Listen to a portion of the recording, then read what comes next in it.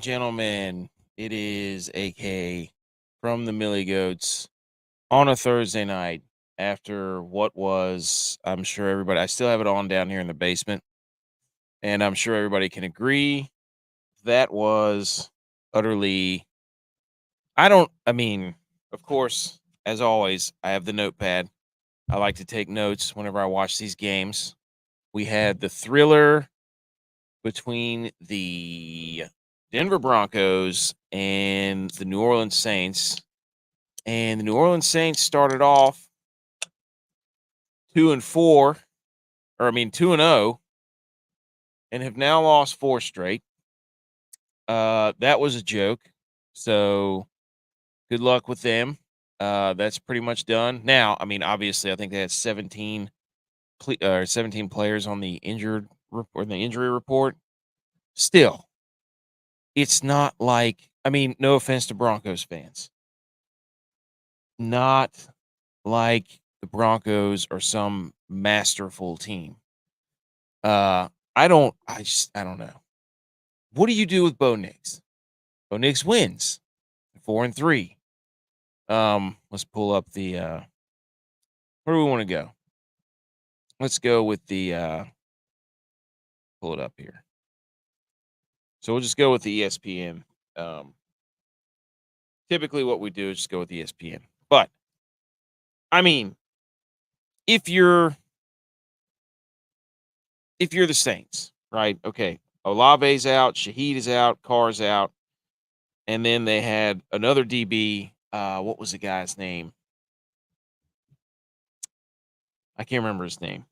Viejo? I don't know. And then Lattimore got hurt. They were also down 3 out of their 5 offensive linemen. And then they trot Spencer Rattler out there. So you had that going on. And, Dennis Allen is, he just looks like a dude who's lost, who looks like he's out there by himself, essentially. He looks like he's the coach from what was it, Friday Night Lights, when he's yelling at everybody to get up and get going and let's go, come on, rally the troops, and everybody's just kind of like, no, we don't really want to do that right now. That's what Dennis Allen looks like. He looks like he's frantically working really hard, and the players, like, there's just no effort. You hate to say that, obviously. It's easy to sit up here and say that. I'm not going to be one of these Nick Rice con cowards where I just berate the football players. Absolutely not. But, here's a nice little next-gen stat. The Broncos defense generated 14 quick pressures under 2.5 seconds in their win over the Saints. Tied for the most quick pressures by a defense in, who knows, probably since September. On the last night there was a full moon or a super moon or whatever moon's out there tonight. Speaking of which, I got the wristband on. Went to the pier today. Really windy, but I'm telling you right now, that was one of the weirdest days I've ever seen. As far as fishing conditions, because the water was so clear and flat, but the wind was howling like 30 miles an hour, but it was blowing offshore. It was blowing from beach to ocean, essentially, which knocks all the waves down. And there were fish crashing left and right, just busting at the surface, but you couldn't catch any of them. Tried a couple of different lures, a couple of different baits, nothing. Very strange. Still, great way to get out there. All right, so first we go down the list here. Has Denver played anyone? That was my first question. And when we look at Denver, if we share this screen, if we go here to Denver, they have played Seattle, who they lost to, Pittsburgh. So both 1-score games. Somehow they went on the road and beat Tampa Bay. Then they beat the Jets on the road. Then they beat the Raiders. Then they lost to the Chargers. So they were close to, they played every game they've been in that they've lost has been a 1-score game. Are they the new Buffalo Bills? That's the question. Every game they've lost, 1-score game so far. So did the Bills pass the torch to the Broncos of 1-score game losses? Keep an eye on that. Put a pin in that. Monitor it for later. So, and they've got a pretty favorable they've got a pretty favorable schedule coming up because they got the Panthers next, so they could very well be at 5-3, and then it gets pretty difficult for them. But they end the season not bad. But anyways, I don't know what to make of the Broncos. Like, we got to give them their flowers, right? 33 to 10. I don't like, you watch the game and you're like, they didn't really do anything that great. Yes, they had better run blocking. Is basically what the difference was, and pressuring the quarterback. So Javonte Williams had 2 rushing touchdowns for the first time in his career. And here's a little, let's share this tab so you can see a little next gen stats here. Through 3 quarters, the Broncos running game has gained 94 yards before contact. That's a season high. Yards after contact, 114. That's a season high. And then yards over expected was 40. Demo's here. What number is Javonte? Double 33. Hey, you saw the check today. I was double 33s on that thing whenever Brooke and I went to dinner. Shout out UNC too. So easily the best running game for the Broncos. That's kind of where they dominated. Bo Nix was decent.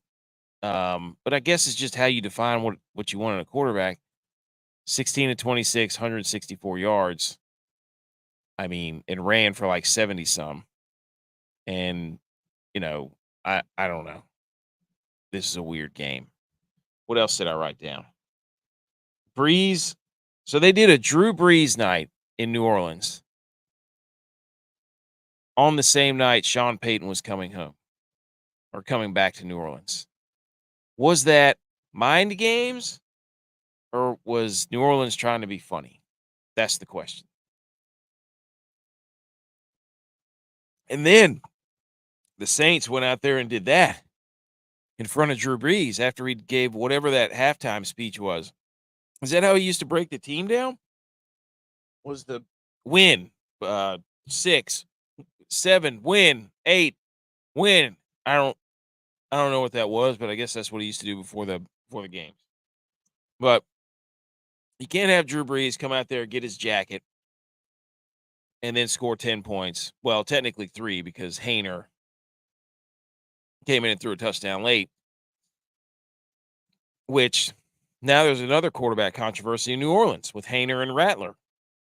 So I'm not going to go into the Rattler stuff. I never saw what people saw him in college. And granted, they didn't have any players tonight, so that does make it a lot more difficult. But anyways, so all right. Oh, before the half, hilarious sequence of events. Score 16-3. 16-3. New Orleans is going to get the ball to start the second half. So here's what happens: they get the ball back, and then I think there's like, I don't know how many seconds, less than 30 seconds, maybe less than 15 seconds. I think, Will Lutz made a field goal with 16 seconds to go there. Okay. New Orleans gets the ball. We're like, oh, 1st and 10. They throw a 1-yard pass, timeout. We're like, all right, they're going to try to get some juice going. 2nd down, 5-yard pass. Okay, it's 3rd and 4. We call timeout. Stop the clock, 3rd and 4. I think 5 seconds left on the clock, and they called a timeout to take a knee. So Dennis Allen, I don't know what he was doing. But so we had that. And then when they came out of the half, again, 16-3, could have made it 10-16. They run a 39-second drive where they went 3 and out to start the second half. So they went pass, took 39 seconds, and then gave the ball back to the Broncos. So, I mean, when you're looking at the scorecard here, Will Lutz, basically a Will Lutz night and a Javonte Williams night. So if you play DraftKings and you put Cortland Sutton in your lineup, you were screwed because Cortland Sutton had 0 targets, 0 catches, 0 yards, 0 everything. Really weird. But you're playing the Saints, and everybody was like, "Oh, the Saints' rushing defense was terrible," and I don't think it is, or maybe it is. I mean, technically, the rushing defense was the best part of their defense. You can throw it on. I mean, really, nothing really about the Saints was very good, but actually, nothing. They have the second most interceptions, but I mean, looking at a perspective of offense, they do nothing that well. So, I mean, when you think about the Saints, I mean, you're looking at their stats right here.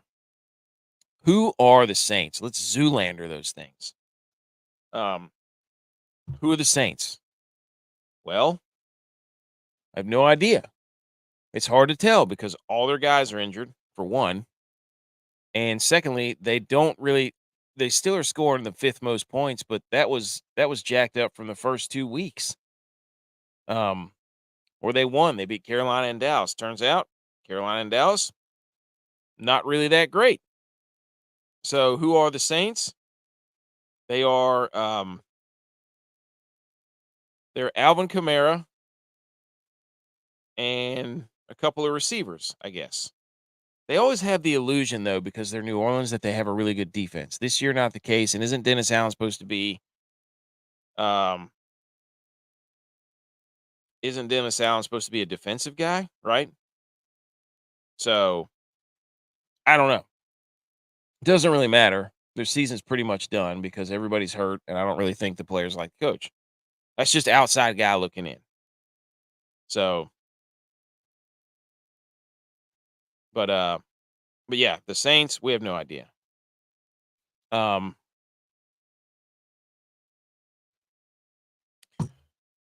what else did I write down? Okay, here's what else I wrote down. We had the initial fumble or the defensive touchdown, right?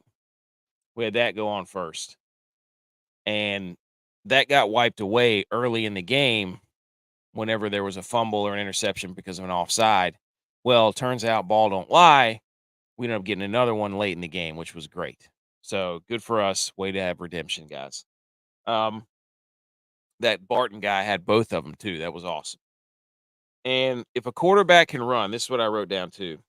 If a quarterback can run, the internet loses their mind. Everybody loses their mind. Quarterback break and contain, makes a run. Now all of a sudden the guy's a player. He can play. Oh, look at that. He's running down the sideline. That's why you put him in the game. It's like, no. I mean, generally the quarterback should not scramble that much, in my opinion. But that's just me. I view it, if a quarterback is scrambling, either the defense has won or the quarterback has missed a read or a throw. To go out there and just run around, you'll win a lot of regular season games like that, but that's just me. So, um, also, finally, the Bo Nix throw to no one.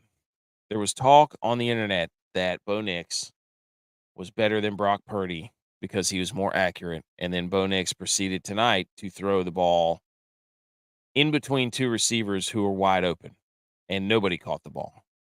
Now, people might say, hey, that's just one throw, but that could have been a touchdown pass and could have helped his numbers. So, but anywho, I think that's everything I wrote down. Pretty sure it is. Um, that whole taking the knee before the halftime was pretty damn hilarious. Secondly, outside of the game, how about baseball?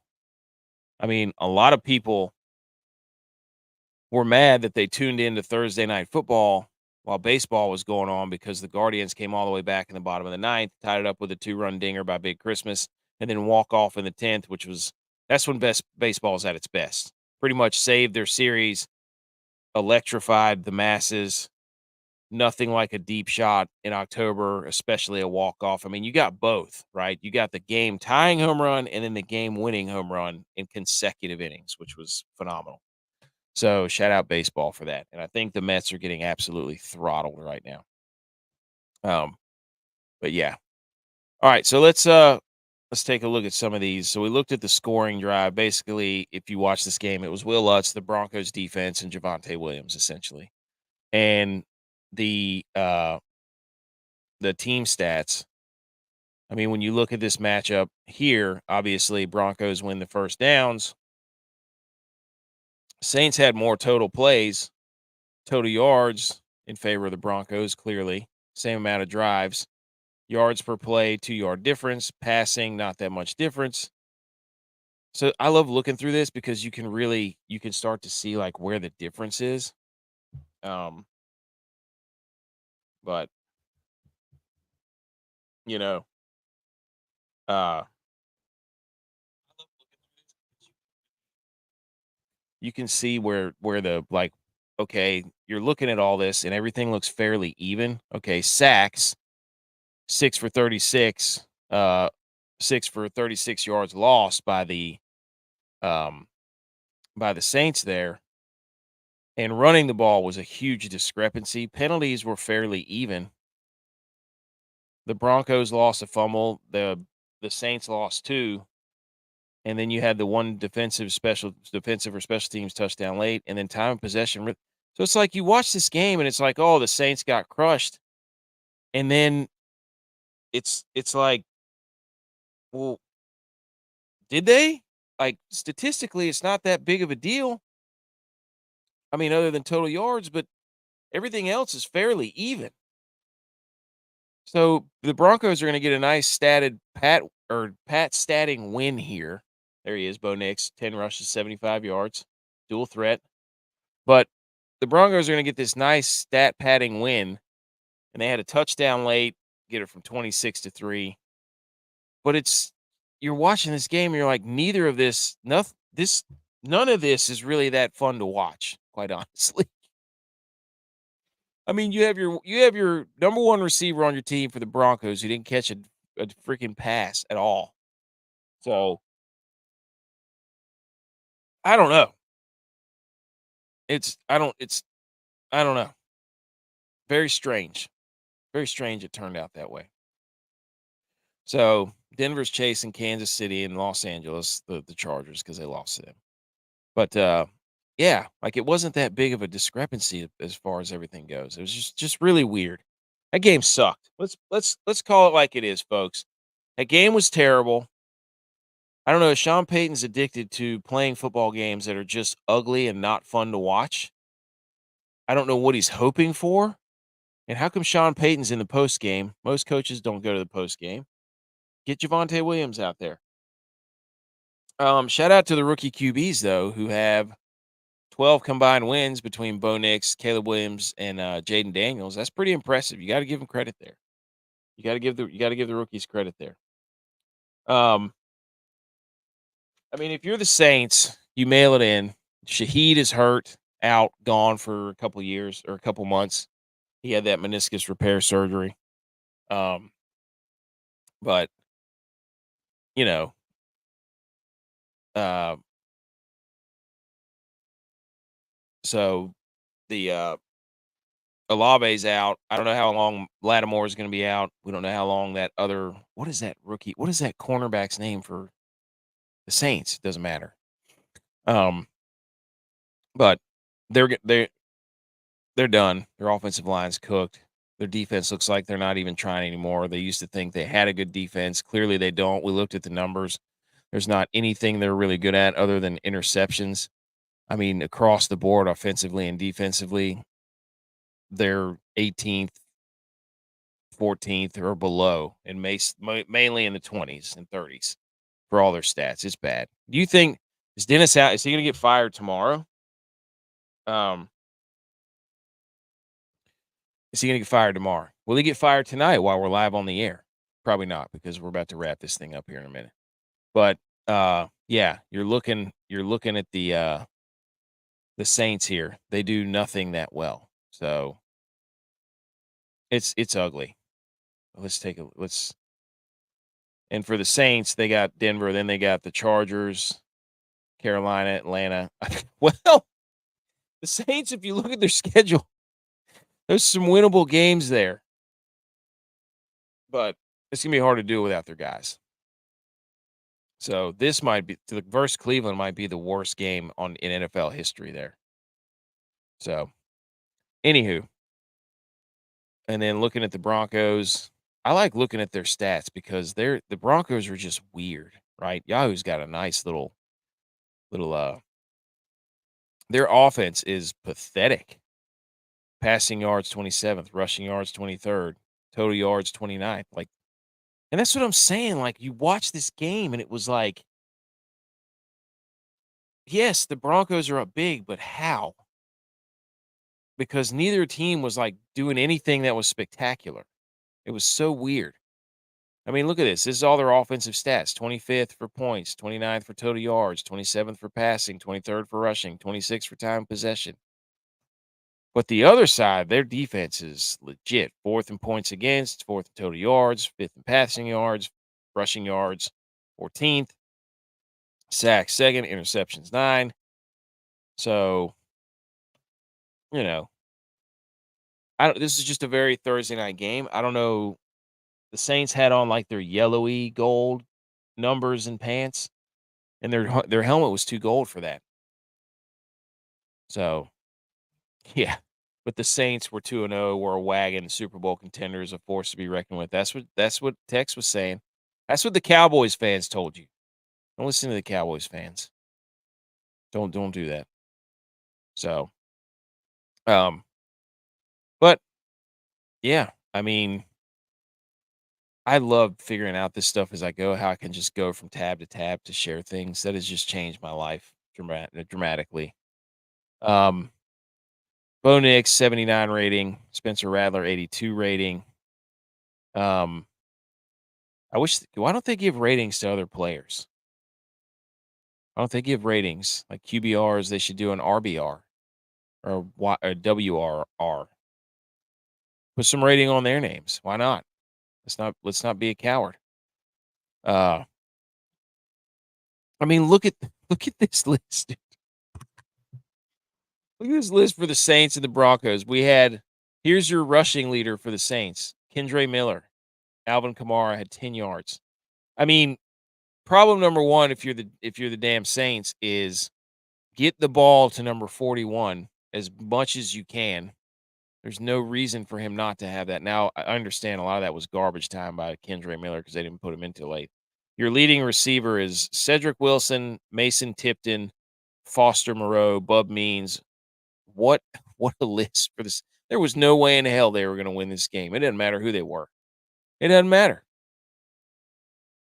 So, and then for Denver, Troy Franklin, Lucas Kroll, Devon Valet. Uh, I mean, what are we watching here? No. I mean, obviously those guys are talented. They're in the NFL. I mean, I can sit here and be armchair quarterback, whatever, and be like, look at these losers as I'm eating Cheetos on my couch. But it's just funny that you know that's what the Saints are working with. If anybody bet on the Saints, I don't know if we did or not. I didn't. I think I was taking the Broncos just because their defense was so much better. So, anywho, we're gonna clear out some of these tabs. We're gonna pull up our questions that we asked the other night. So I'm gonna go ahead and take this down. But I mean, I don't really see anything else. Oh, there you go. Sean Payton triumphs in return. Good gosh. Uh, they didn't. Did they do it? Did they do a tribute video? I missed the first part of the game. But game ball should go to Will Lutz. There's no question about that. Don't give it to Javonte. Give it to Will Lutz. He had like 7 field goals or something, whatever it was. Um, I guess he had 4. He had 4 field goals. Uh, anyways, all right. Let's pull up our questions here, and then we'll get out of here. This is what we asked the other night from our other episode. If you have not seen our other episode, go check it out. It just dropped today. So we previewed this game, and then we talked about the weekend, and then we talked about college football, and then we talked trash to each other about our teams, which is typical of what we do. So this is what we did last night. These are the questions we had. Javi, of course, said this is a must-win game for the Saints. Plus, it's a revenge game for Sean Payton. Everybody knew that. Turns out Must-win game, done. So, by J-Vide's standards, Saints are done. And I think we can all agree on that. The Saints are done. I mean, if you wanna get technical, I forgot who they play next week, but you could say this was a must-win game. I think you follow a must-win game with a season on the line game or a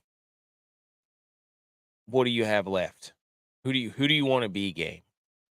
That's what the Saints have next. I think I forgot who they played. I'm not even gonna speculate. It was probably the Panthers or something. Maybe it was the Broncos that played the Panthers. Somebody plays the Panthers. So that's a gut check game. Tex said, "Is this the game that the Saints turn French?" I can't remember why he said that. Uh, no idea. But at the time, the Broncos were favored by 2.5. So if you did that, congratulations. I saw some people betting on the Saints because the Broncos' run defense was susceptible, and I just looked it up. I was like, it's 14th or 12th or something. So I don't know where you're getting your information, but that was dumb. And the over under was 37. I don't know where those ended. That was just on Tuesday. Tuesday or Wednesday when I put those up there. So, and then what I asked is this is a big time sea level game. I really wanted to see how the Broncos coming down from the altitude would make the trip because a lot of times when you go up, that's a big deal. Nobody ever talks about when you come down to sea level or below. So it was a big time sea level game, and the Broncos win. They proved they took the high ground, quite literally. And I want to know if there was a tribute video. Um, I would like to disavow PFT commenter from the part of my take. He put out a tweet that had Kevin James, and I'm convinced that he saw our thumbnail from last night. And we know that they shadow us because we've seen them take stuff from us verbatim. And that's fine. No big deal. But somebody confirm whether there was a tribute video or not. So I don't have a dog in the fight for the Saints or the Broncos. This is a really weird Thursday night matchup. It's already weird to begin with because it's Thursday night. We didn't see any color rush, or were those considered color rush? I'm not sure. Thirdly, it's usually a division game, right? Like last week we had Seattle and San Francisco. The week before that, I think it was the Bills and the Jets. No, not the Bills and the Jets. Bills and Dolphins was a Thursday night game, I think. Usually it's a division game. So to get a Broncos Saints game it had to be revenge game for Sean Payton. Because usually it's divisional. So I think that's why my brain was so confused early on of like, this doesn't make sense. Like Thursday, I'm thinking division. Like this is supposed to be AFC South, Titans versus Jags. I need that color rush.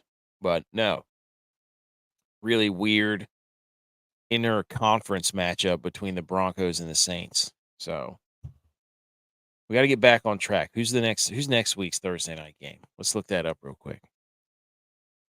Who's next week's Thursday night game? Vikings Rams. That's gonna suck. I'm sad I did that, quite honestly. Huh. Or well, no. I was gonna say revenge game. Ah, it is a revenge game. I'm pretty sure Kevin O'Connell was under the McVay staff. Revenge game. There you go. There you go. I was trying to look for a Darnold, McVay, Darnold, Stafford, but I don't think there's anything there. So, Vikings, Rams next week. Well, let's not get ahead of ourselves. We got a whole weekend of football, folks. Don't let me wander away. We got a whole week of football. So we answered the questions. Sea level advantage Broncos. Tribute video to be determined. Must win for the Saints. Sorry, Saints. Now you have a season on the line game. And then the game that turns them French, I don't know. We'll have to ask Tex about that later. Okay. I blabbed on enough. Tomorrow's Friday, everyone. We got football tomorrow night. I mean, we got football on every day. It's phenomenal. We've got uh college football Saturday. Great lineup on Saturday. We're gonna do the Pick'em show Saturday night. We're gonna bring that back. Last week I couldn't. I had family in. It was my son's birthday weekend. So sorry that you missed out on that. But we'll be back this Saturday. Me, J Bones, hopefully Butch. We'll see. And we'll be doing the Pick'em contest yet again. Wait, I think I forgot to do it this past week. Telling you, last week was wild. A lot of people in town. Priorities, folks. Love doing the show, love football, but when family's in town, it's family time. But like I said, we are on all these social medias. Currently, the last few days, people have been really mad at us on this one for our clips, which is fine, and on this one, and we have all these. We do have a Facebook. I still have not updated this. I will get it on there though. We will get the Facebook figured out and put on this list. Go find our podcasts Mondays and Thursday mornings when the whole crew's together. I do these little random ones. Sometimes the guys hop in. We do live shows Wednesdays, Sundays, Thursdays, Saturdays. And then the podcast available anywhere you get them. Go check it out. A lot of good stuff there for your weekend. If you're traveling, put us on the radio, baby. And leave us a thumbs up, subscribe to the show. All those ratings, all the reviews, and the criticism. Look, if we suck, tell us. We're coachable. We all play ball. Not going to hurt our feelings. Anyways, everyone have a nice Friday. We will see you not tomorrow night, but the... We love football. Yeah, it's our passion. That's why we're cashing.